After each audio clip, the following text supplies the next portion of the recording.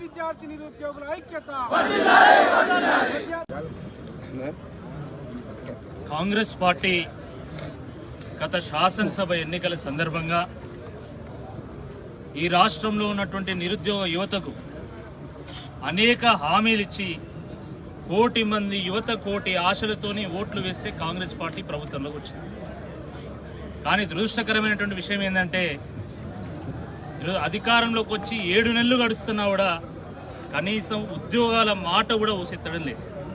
ఇది చాలా దుర్మార్గం. ఇది ఎన్నికల సందర్భంగా ఎన్నికల వాహనాలను, ఎన్నికల మైకులను, ఎన్నికల సామాగ్రిని ఎట్లయితే వాడుకొని ఎన్నికల తర్వాత పక్కన పెడతామో ఆ రకంగానే కాంగ్రెస్ ప్రభుత్వం ఈ రాష్ట్రంలో ఉన్నటువంటి యువతను, ముఖ్యంగా నిరుద్యోగులను ఎన్నికల సందర్భంగా వాడుకొని ఎన్నికలు అయిపోయిన తర్వాత వాళ్ళను పక్కన పెట్టడం జరిగింది.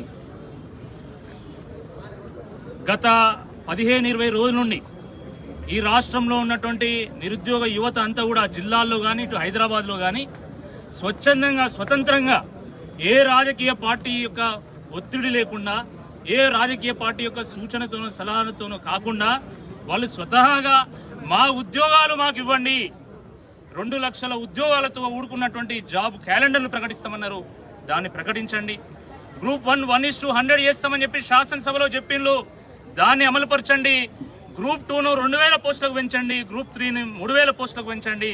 అదేవిధంగా డిఎస్సి మెగా డిఎస్సిగా మార్చి 25,000 పోస్టులు వేయండి, జియో 46ను రద్దు చేయండి అని చెప్పి చెప్తూ ఈరోజు ఇంత పెద్ద ఎత్తున వాళ్ళు ధర్నాలు చేస్తున్నారు, రాస్తారోకోలు చేస్తున్నారు, ముట్టడి చేస్తూ ఉన్నారు. ఈరోజు టీఎస్పీఎస్సీ ముట్టడి కూడా చేసింది, అయినా కూడా కనీస స్పందన లేదు. దున్నపోతు మీద వానబడ్డట్టు అవుతుంది. సిగ్గుండాలే ప్రభుత్వానికి. అన్నం పెట్టినోనికి సున్నం పెట్టినట్టు అవుతున్నది. ఈరోజు ఏ యువత అయితే మీ యొక్క ప్రభుత్వానికి కారణమైందో ఆ యువతనే మోసం చేస్తున్నారు.